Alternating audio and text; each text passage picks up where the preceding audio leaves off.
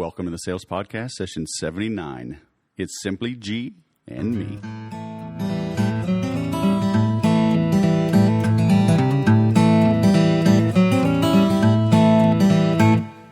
Welcome to the 79th edition of the Sales Podcast. I'm Wes Schaefer, the Sales Whisperer, your host. Today we've got Simply G. His name is G.J. Reynolds.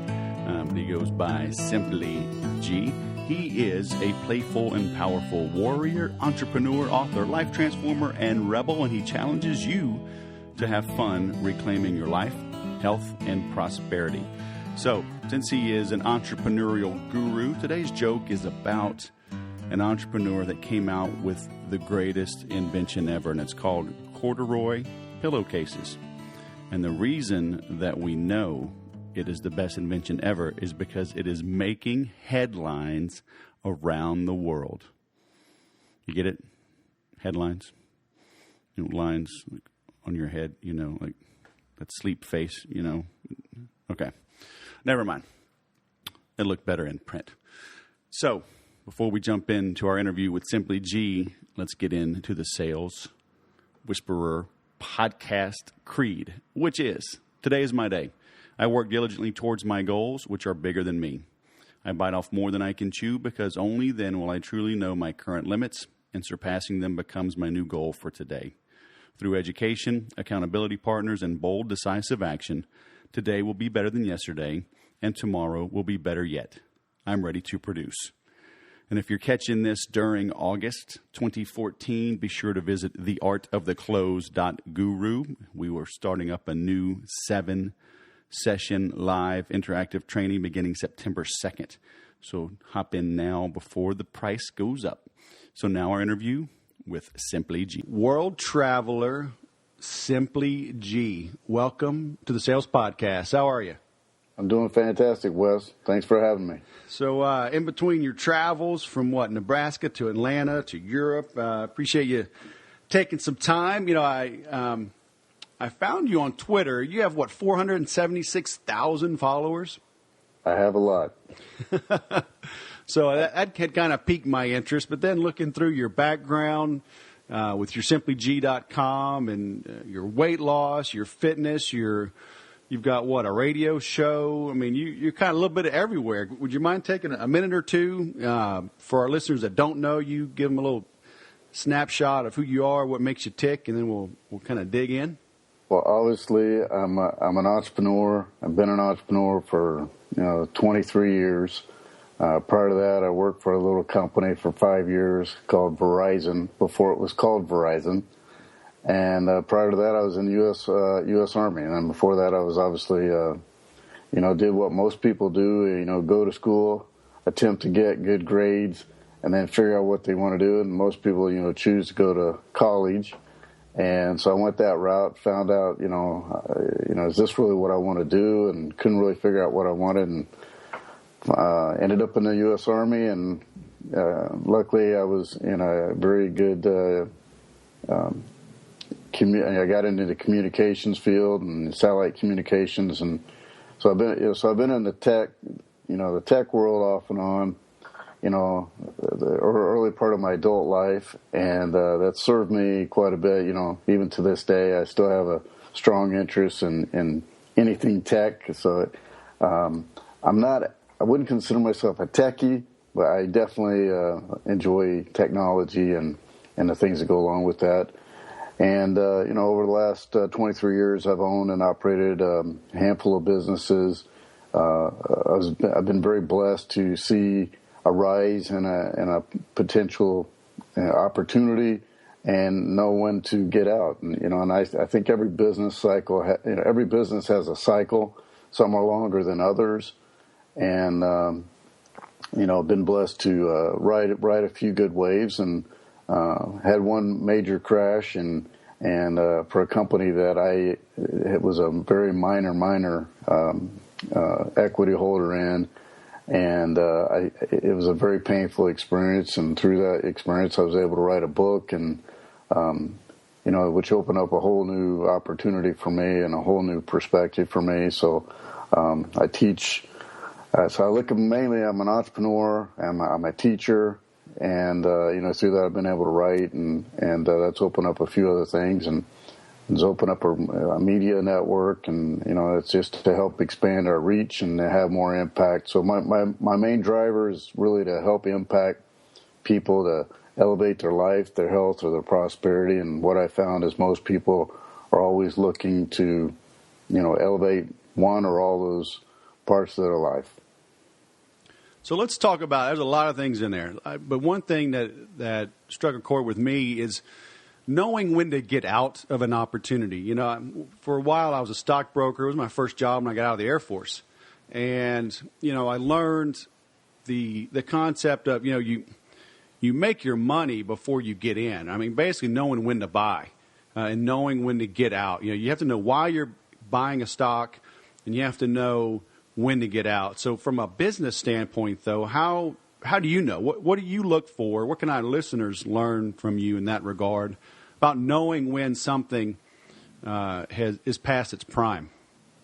Well, obviously, due diligence is key, and today I think it's easier to find out information and trends because there's so much data available and so much fact giving through the web and various sources, and the biggest challenge now is being bombarded with too much information and then getting absorbed with too much information and then forgetting about the mission at hand. For me, though, just seeing where markets are going. When and I'll give you an example. When I was in the satellite communication world, I started out working with satellite technology, and the dishes were 70 feet in diameter, and now they're look out in your backyard, you probably have a 1 foot right. or a 24-inch dish, and that dish does more, and it collects more data, and you have your equipment inside and does more information than a lot of that equipment I worked on 20 years ago, and just seeing where it was evolving, and with big cable rising and the influx of how that was going, and so I just looked at where it was going, and then it was making a major shift, and unless you made the shift and made a major commitment, you're probably going to be out. And we were a small enough company that we really didn't have the resources to go big at that time. And so we decided to sell our company and to a company that could had more resources. And so I think you just got to look at the data. You got to look at the industry you're in, and everything has peaks and valleys. And sometimes you just got to ride out the peaks and you got to ride out the valleys, and simply stay the course. But if you really watch trends and are astute and do your due diligence and align yourself with some smarter people than yourself, then you're usually able to, know when to get in and know when to get out. And that's what I've been able to do. Well, is it also important to not fall in love with what you do? I mean, I see that a bunch where people, entrepreneurs think, their business is them and they are their business, and, they just can't leave it and they ride it into the ground. How important is it to stay neutral in that regard? Well, that's a really good question, and I would say there's two parts to this. One is you as the entrepreneur, is a brand. You are the brand. You may have a company that's brand or a branded, but there's really two separate things. And I realized at one point, I was a brand, and when I realized I'm a brand, it really opened my eyes. Okay, I have this brand, and because of this brand, I'm working with this brand, and I had to separate those two, and then I also had to blend them together. And I think a lot of people forget that they are as an entrepreneur, they're it, and even though they may have a team of people, and they're themselves are the brand, and then the company is probably also branded, and that's one of the big realizations I had to come to a long time ago. And then how do I develop that?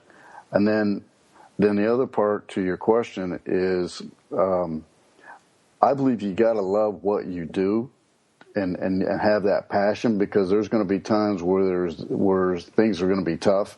And if you really don't have the wherewithal and the passion and love what you're doing, it's going to be a lot harder to go through that. I also believe you have to have a discernment of being able to look at your business objectively. And unfortunately, because sometimes people are so passionate and in love with their business, their judgment's clouded, or the perception is clouded, and then that can be a double-edged sword. And I've seen that. So for me personally, I have to be able to see an opportunity that's growing, an opportunity where it actually has impact, and I'm able to use my skills and be passionate about utilizing my skills. And if I'm able to do that, then I typically love what I'm doing. And then regardless of what it is, I'm able to make it a go and enjoy the process. And then another driver for me is, how do I do this to have fun? And I'm willing to get down and dirty and do the work, but I'm also willing to have fun. And if I can combine those two, it makes it a lot easier. But being an entrepreneur, sometimes it's lonely, sometimes it's up, sometimes it's down, and you just gotta, you definitely have to have a wherewithal to stay the course. And looking at your background on simplyg.com, you have a very diverse background. We were talking a little bit before we turned on the recorder. You've dabbled in NASCAR, obviously satellite and communications and health and wellness, and now coaching and author. Has there been a common theme there, or have you just been open to opportunities and jumped into things that interest you? Well, I would say there's several common ground, fundamental things that all of them, if you look at them individually, NASCAR, fitness, telecom, what do they have together? Well, one is I was entrepreneurial in all of them. The number one thing that was common is the relationships that I built. And, like I said, I've been with some businesses and saw the ups, the downs, and grew a company, sold it, was with a company that actually went out of business. And, so I had things happen. And so then when those things happen, okay, what's next? And each one of those was because of a relationship I had, and the timing and it was the right time. And I see a lot of times people, you've got to be open for the right time. And when you're open, then opportunities do present themselves. And then when they present themselves, are you willing to go through the door of opportunity? And every one of those came about because of a real strong relationship with one or more people, and the timing just happened to be right. And then the other common theme is I've been able to use my core skills and my core assets in each of them, even though on the surface it looks like something totally different. I've been able to do what I feel I'm very good at and what I'm able to get good results at. And what I've learned as an entrepreneur is there's fundamental strategies, there's fundamental laws, and when you apply those fundamental strategies and those fundamental laws, they apply to any type of business. And like you said, and being a stockbroker, there's fundamental laws, and if you apply those, you're probably going to be a very successful stockbroker. If you apply the same principles in another business, you're probably going to have a good shot of being successful in that endeavor as well. Yeah, I'm glad you brought that up, because I have a big sign I'll put up in my workshops. It says, "But Wes, my business is different." And it's obviously to take away that objection, because regardless of the business, it's just there are fundamentals, right, that apply. Whether you're managing a team of chiropractors or a team of window washers or a team of lawn care maintenance, and how you market them all is very fundamentally the same as well, right? It's just business is business. Absolutely, and then it all starts with leadership, and in my case, I'm the core leader, entrepreneur, and I have a team of people, and so the success rises or falls with me, the leader. And every business, regardless what it is, if you got a team of people, then somebody's leading them. And if no one's leading them, then you're probably not going to have success. And, you being former military, me being former military, it's always mission first. What is the mission? What are the objectives to carry out the mission, and who's leading the mission? And that applies in the military, it applies in business, it applies in sports. And for me personally, I love sports, played sports, and being a former military guy, I apply those same principles in everything I do. And, it all goes back to team sports and the military were really the core foundation for me to develop those leadership. And now I see, constant mentorship from people that are done a lot more than I have and seen a lot more than I have and have a lot more experience than I have, to learn what they do and how they do it. And one thing key with each and every one of them is the leadership rises and falls with them. Yeah, it's the old adage I learned in the military is that you can delegate authority but not responsibility, right? That is a great, great quote. That's tweetable, by the way. You should tweet that today and tag me. All right, I will. So speaking of Twitter, how the heck did you get 476,000 followers? That's amazing. Well, if you look, and obviously Twitter's made some major changes, but, right now, if you go to your Twitter wall, it'll say how long that person's been connected to Twitter. And I've been there, for 5 years. And, I got on Twitter initially, and I learned from a friend of mine I was a Twitter quitter. I'm like, okay, I'm on Twitter. I don't get it. What is this? This is stupid. And then I read a book. And this guy I'm talking about, I actually read a book that he wrote. And I applied a couple of his principles with Twitter, and I realized they worked. And then I became very, very involved. And so basically in the beginning, if you followed me, I followed you, and I like you, you like me, sort of like the grade school thing. And I see that with Twitter. And I started out that, and then it became too crazy, and then I started deleting. But I got a pretty good following. And then the number one thing is I started producing good content, and I was very interactive.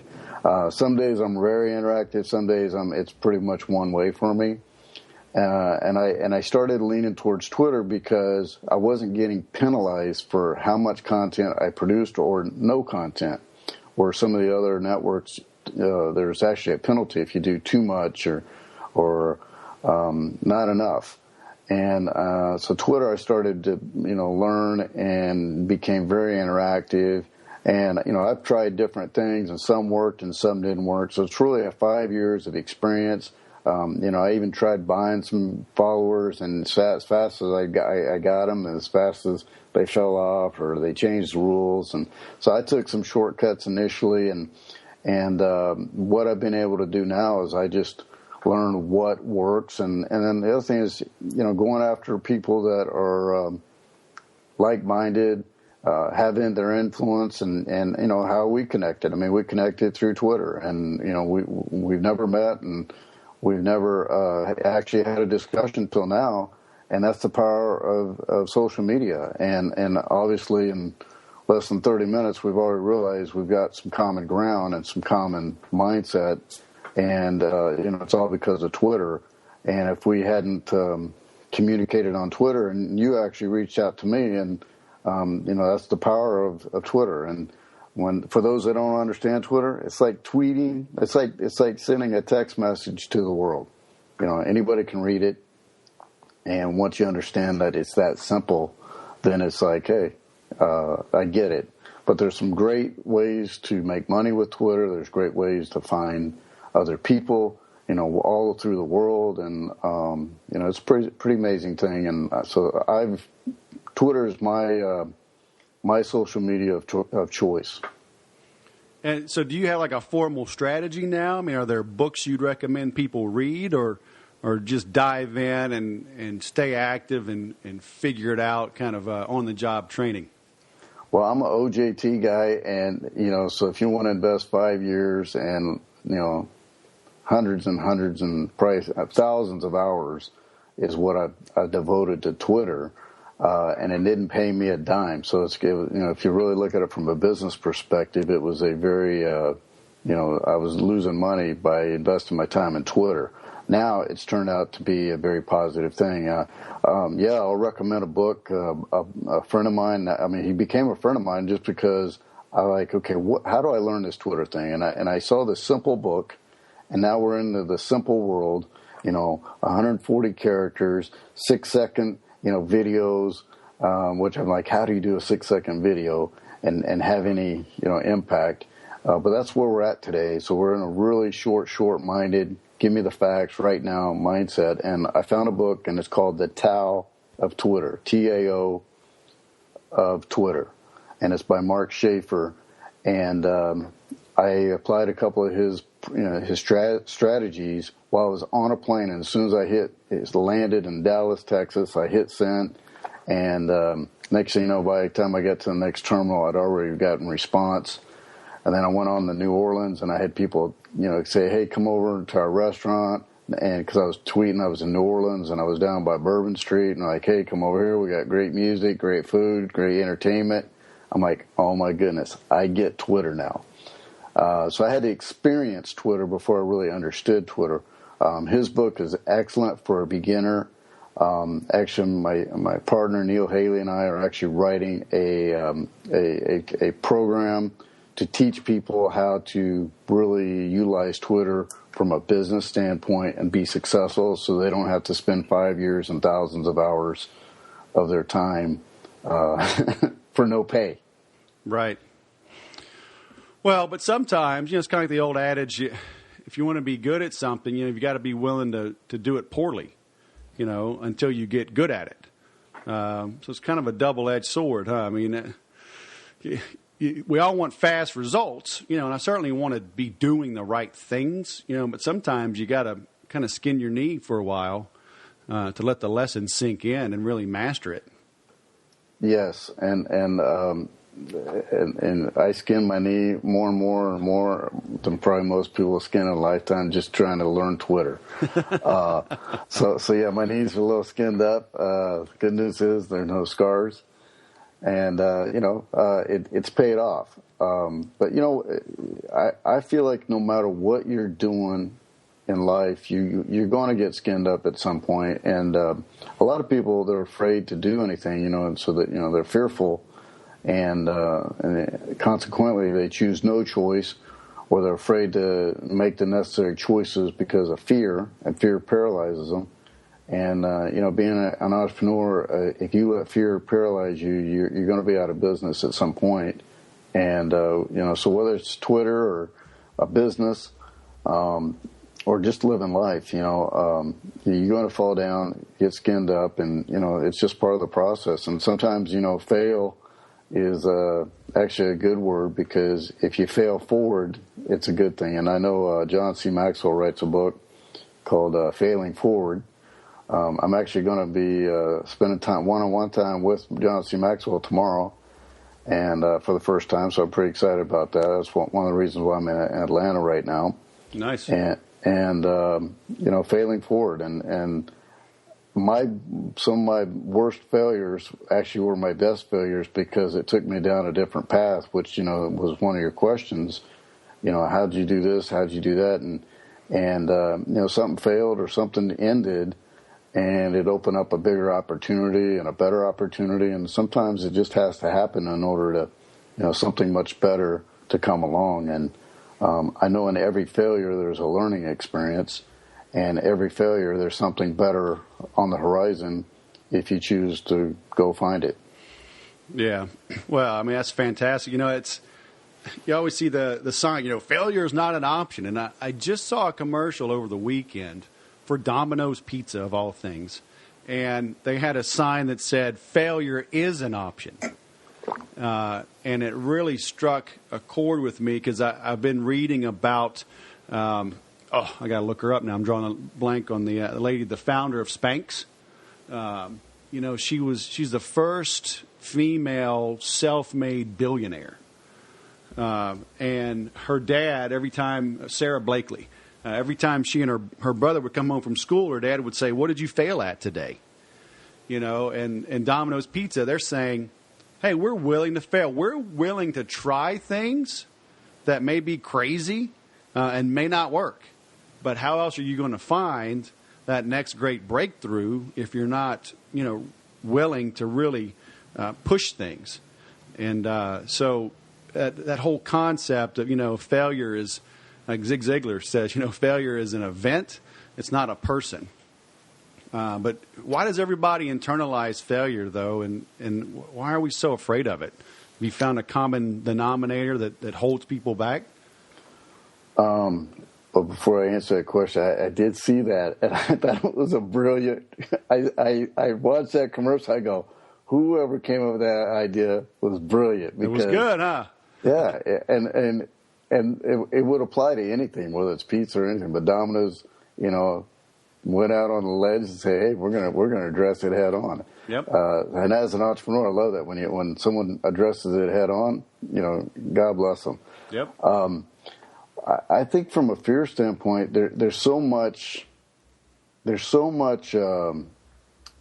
put out there, and people tend to accept it as fact. Well, this business failed, and this failed, and that didn't work, and how this going to fail, and there's so much negativity about it. It just paralyzes a lot of people, and they take it as gospel. Ms. Blakely, she stayed the course. Here's a solution. And a lot of times, entrepreneurs see things way before, especially the visionary people. They see something way before the public sees it. And a buddy of mine just gave a speech, and he was talking about the word, what is possible, and most people see it as impossible. And I said, well, most people see it as impossible until somebody makes it possible. They go and accomplish it. And my own transformation. If you'd seen me, 4 years ago, you thought this guy, there's no way this guy's going to be able to run 100 meters and run 20 miles an hour and be able to do the things that I do, which I'm amazed by. Because it was impossible, and it became possible. And most people see things as impossible versus possible, and very few see it as possible. And then once it happens, then people start to accept, well, okay, well, maybe it does work. Maybe it will work. Okay, maybe I will try it. Right. But they're just let that fear overtake them, and a lot of times keep them paralyzed. And fear is false evidence appearing real. There's nothing real about fear. It's an illusion. Mm-hmm. And you can attempt to make it a valid, something of value or valid. It really is. It's an illusion. Right. And once you understand that it's an illusion, it's like, okay, why am I accepting this illusion as fact? Why am I accepting this illusion as real and keeping me from holding back? And so if you accept that, then surround yourself with the right people. And I tell everybody, when you're around the right people, and when you're around the wrong people. You and I have never had a conversation. We've never done anything together. I already know you and I are, you're one of the right people to be in my life. Now, where does that go? I have no idea. But you know when you come across the right people, and you also know when you come around the wrong people. And a lot of times, the wrong people or sometimes your closest people and your family or your friends, your loved ones, and you have to really have a discernment of separation and setting boundaries, and when you're able to do that, then you're able to move forward. And so hopefully I answer your question. That was great. So I want to shift gears a little bit. Just looking at your website, we talked about Twitter, but you've got this radio show. You got affiliate stations. I mean, I'm seeing things, Pittsburgh, Chicago, L.A. What is that all about? How is it helping you grow? And would you recommend others, entrepreneurs, do the same thing in launching a radio program? Well, I'm going to answer your last question first. I would say don't go down that path. Don't save your time, save your money. I joke about this because I did a lot of interviews when I wrote my book, and obviously I met Neil Haley, the Total Tutor, and TotalTutor.net, and we got to developing a relationship, and then I was on his show a couple times, and he says, "Gee, you should have a radio show." And I go, "Dude, I have no knowledge of radio, have no time to learn radio." And I said I could come up with some good content, and I could refer a lot of good people that have good content as well. I said, but other than that, I have no interest. And I said, I don't know anybody that's ever made money in radio except the big time people.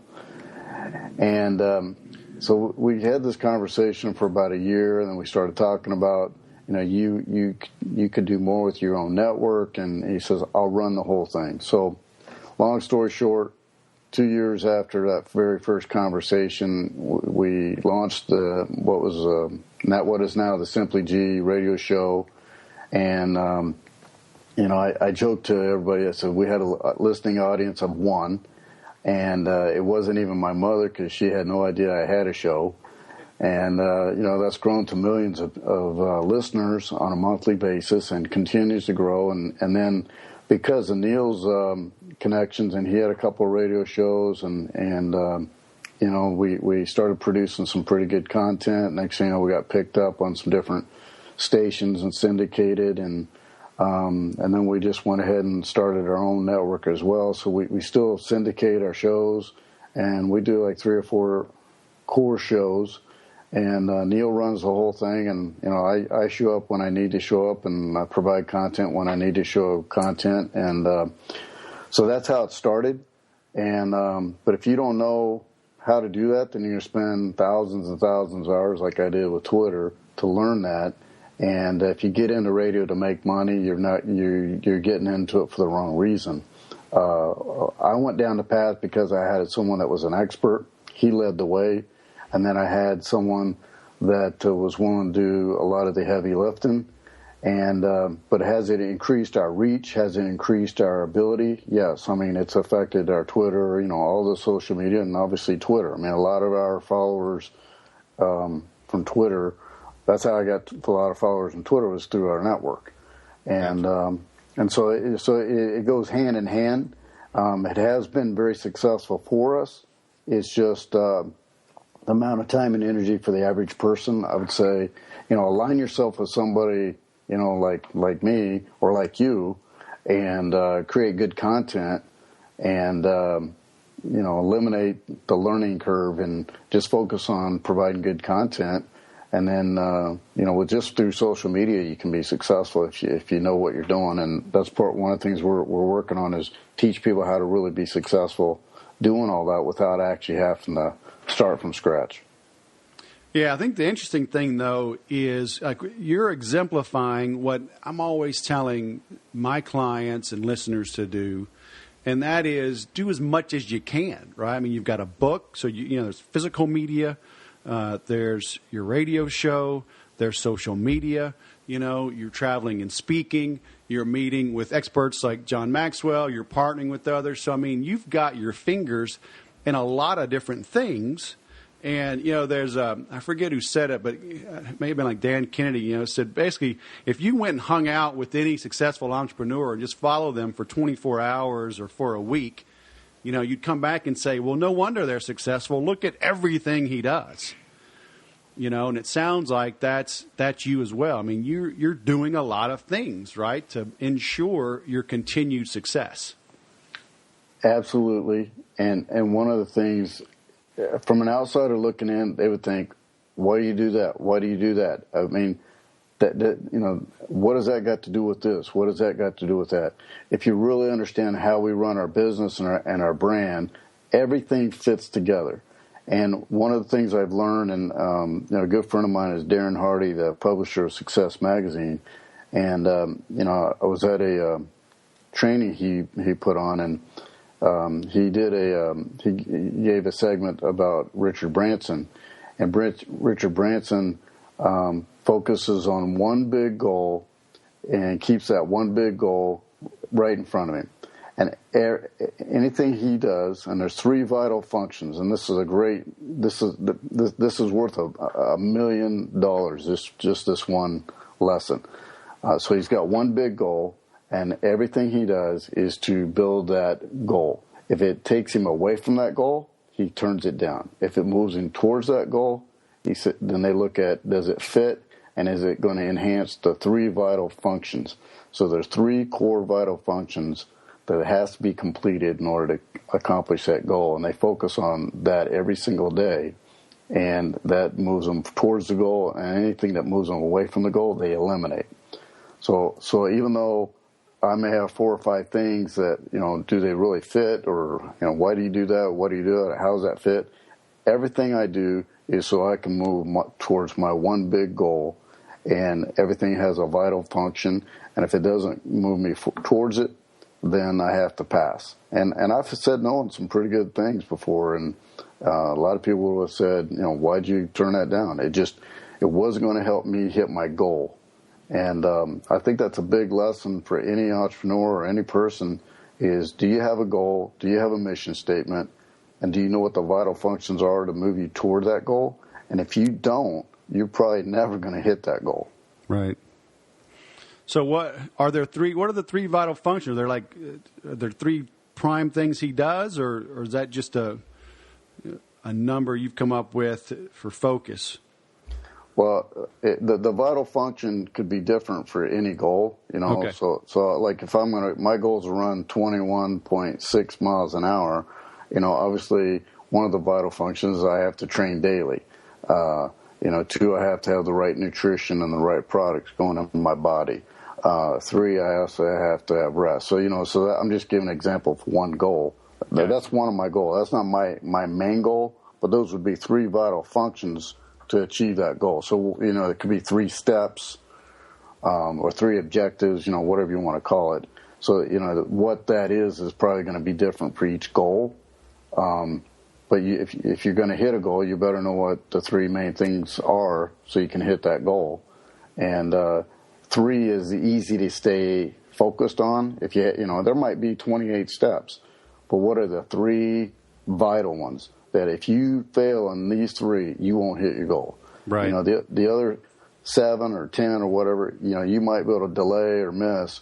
But there's 3 probably that are going to keep you hitting it or missing it. Right. Very nice. Well, man, this has been fantastic, Mr. Simply G. What are some parting words of wisdom you would leave for our listeners? Well, I say this. I really said it within the show, and I'll recap this. We talked about when to get in, when to get out, and even talk about staying the course.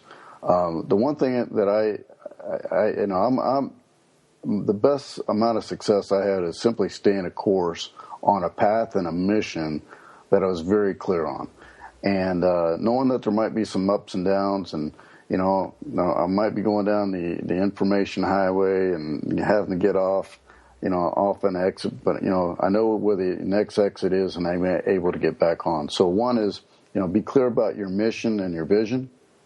Be able to stay the course on your mission and vision, because you'll have a lot of people try to take you out of the game and be the naysayers. And I have plenty of naysayers, and I just laugh when I hear them now, because I just realize they don't know what I know or have the clarity that I have, and that's okay. So be clear about your mission. Be willing to stay the course, and then find a coach or a mentor or a trainer that you're able to trust. You're able to be open with. They're going to give you the truth and tell you when you're doing good and when you're maybe not doing so good. And they've gone down a path that you've gone, and they can make your path a lot easier and a lot faster if you're willing to learn from them. So be a good student, and you apply those 3 things, you got a pretty good chance of being successful at whatever you're doing. All right. That's great advice. People can find you on the web at simplyg.com, correct? Yes, sir, simplyg.com, and we're getting ready to launch a phone app to bring it right to the phone, and so that'll be in the very near future, and I'm pretty excited about that. But yeah, simplyg.com, and And thanks a lot, Wes, for having me. It's been an honor, and I look forward to building a really strong relationship with you from this day forward. Hey, thank you. I look forward to it. And tell John Maxwell, the Sales Whisperer, says hello. I will do that. All right, man. Have a great day. All right. Thanks a lot. I hope you got some encouragement out of that. You know, hearing his story of having a major crash, which helped him write a book. I think any entrepreneur that's making it happen has bitten off more than they can chew, has gone down an erroneous, even disastrous path, a time or two or seven. It's just the nature of the beast, right? You're out there blazing trails. Sometimes you're going to get stuck with a couple of arrows. But Simply G had some good advice there. You know, find a mentor. Don't do this alone. Success does leave clues. Okay, surround yourself with great people. Read great books. You know, read his book. We gave some ideas if you're looking at this online. Session 79. So thesaleswhisper.com/79. You can get the links to the books we talked about, The Tao of Twitter, John C. Maxwell. So always have a book in your hand, on your iPad, on your Kindle. Have podcasts like this, putting good ideas in your brain. There's enough negativity in the news. It's really not going to help you build a business. Sure, you need to stay informed in what's happening in the country and the world, but you know what? You can skim the headlines in 10 to 20 minutes a day to know everything you really need to know. So in the meantime, keep on keeping on. Move ahead. I love the acronym FEAR, false evidence appearing real. Nobody is going to eat you. All right. Get out there and mix it up. Go ahead and skin your knees. That's all right. You have some good scars to tell around the bar and the entrepreneurial campfire. Without some scars, life's just kind of boring, isn't it? But I'll tell you something that's not boring, and that is the art of the close. Please join us starting September 2nd. When you enroll at theartoftheclose.guru, you will get immediate access to 30-day sales growth. I've raised the price on that, but you get that for free. You also get access to the archives of the previous Art of the Close that I'm actually wrapping up today, July 29th. So you can listen in on those previous 7 calls. You can listen in and get all 30 days of content on 30-day sales growth. And then you can participate live with me for live 7 sessions to help you sell mo better. So that's theartoftheclose.guru. As always, thank you for listening. Please share the word. Please tweet this out. Give us a 5-star rating on iTunes to help us grow, because the more I can grow, the more free content like this I can give you. Thanks for listening, and remember to sell different.